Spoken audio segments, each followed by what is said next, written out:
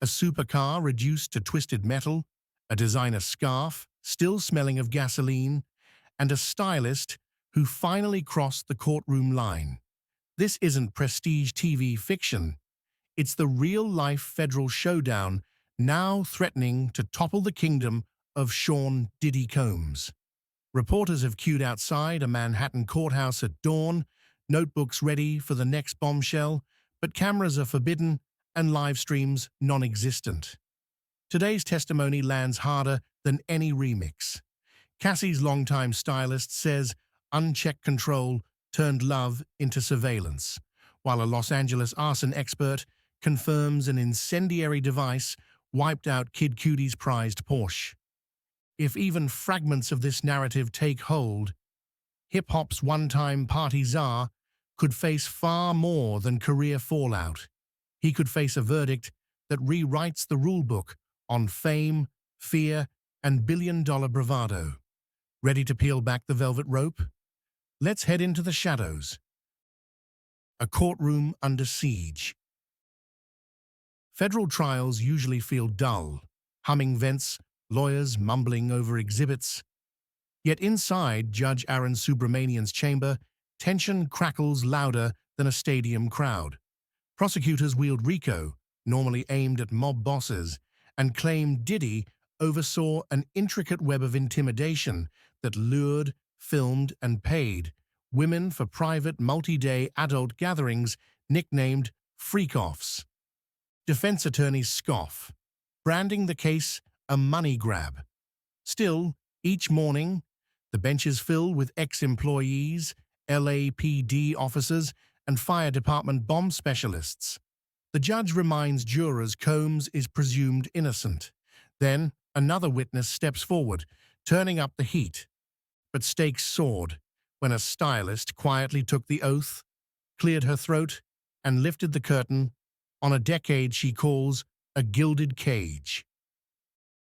The secret triangle they couldn't hide.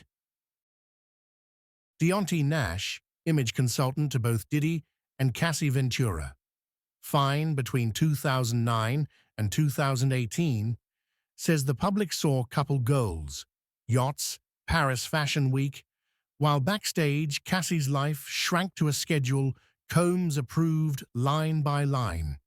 It drove her crazy, Nash recalls, describing tears over cancelled sessions and friendships quietly erased. Rumors swirled in 2011 that Cassie grew close to rapper-actor Kid Cudi, legal name Scott Mescudi. Nash says Cudi slipped her a burner phone, cheap, anonymous, untraceable, to dodge Diddy's digital dragnet. For a brief moment, secrecy felt like oxygen. Prosecutors allege Diddy discovered the device, maybe a pocket dial, maybe loose gossip, and jealousy metastasized overnight. And one Los Angeles dawn, that emotion took the wheel, literally.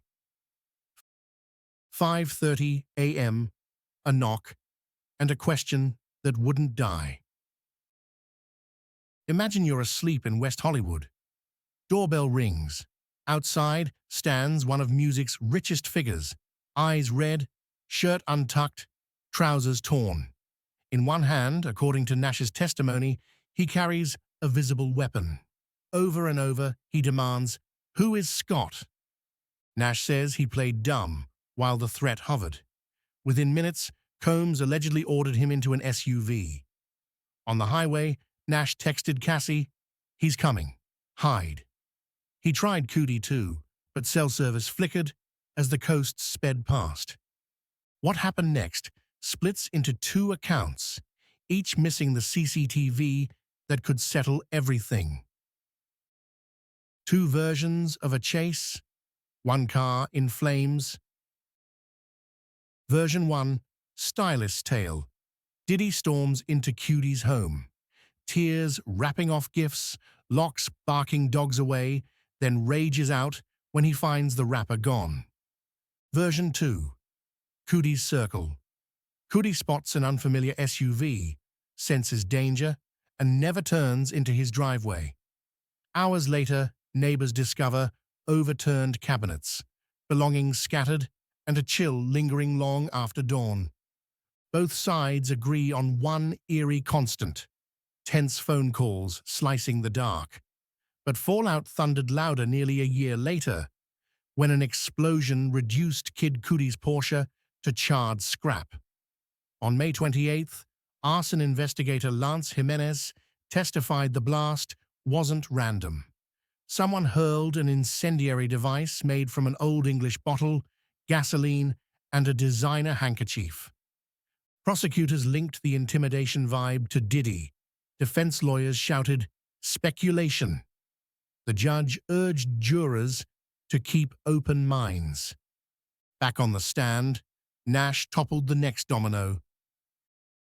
He said he'd leaked the tape. Around 2014, Nash claims an argument erupted in Cassie's LA apartment. Security flanked the door. Minutes later, he saw Diddy physically force Cassie toward the hallway, yelling she should leave her own home. Nash drove Cassie away. On speaker, Combs allegedly threatened to leak intimate footage unless they pulled over. Why no police report? "Fear is a mighty gag," Nash replies. Years passed. Cassie sued and settled in 2023. Whispers of 8-figure payouts sealed by NDAs. Her filing cracked the vault. More staff, ex-friends, even family stepped into the light. Tuesday brought fresh fireworks when Combs's lawyers demanded a mistrial. Mistrial motion denied. Defense argued prosecutors planted the idea. Diddy destroyed arson evidence. Judge Subramanian replied, "Motion denied." Proceedings rolled on. Prosecutors reiterated their RICO play: a private inner circle, supplying narcotics, screening phones, and arranging multi-day private encounters. They claim video proof. Defense calls it myth. Outside, curiosity hits a brick wall thanks to a federal rule older than Instagram. Why you'll never see a live stream. Federal criminal courts ban cameras. The only live feed is journalist tweets. Fans line up before dawn, surrender phones, and hear testimony by pen and paper. USA Today and Reuters file lunchtime recaps. Podcasts break it down after dark. Primary source junkies need pacer and 10 cents a page. Frustrating? Yes. But advocates say the ban shields witnesses from intimidation. Hotline banners for assault and domestic violence survivors underline the very real stakes behind every transcript. When the beat stops, what remains? A Porsche in ashes, tears behind velvet curtains, a court where one mistrial motion evaporates and another witness readies to swear under oath. The Diddy saga fuses tabloid frenzy with genuine peril. Because if jurors credit even a slice, the shockwaves won't stop at a verdict. They'll challenge how much darkness we tolerate behind platinum hits. Are these testimonies overdue truth or stitched-up spectacle? Until every late-night call, every charred luxury car, and every silk scarf soaked in gasoline are weighed by a jury, the answer hovers in limbo. Drop your theory below. Credible chaos or courtroom show? Smash like if you stayed locked in, subscribe for daily trial bursts, and remember, curiosity is power, but skepticism keeps it honest. The next witness is already in the hallway.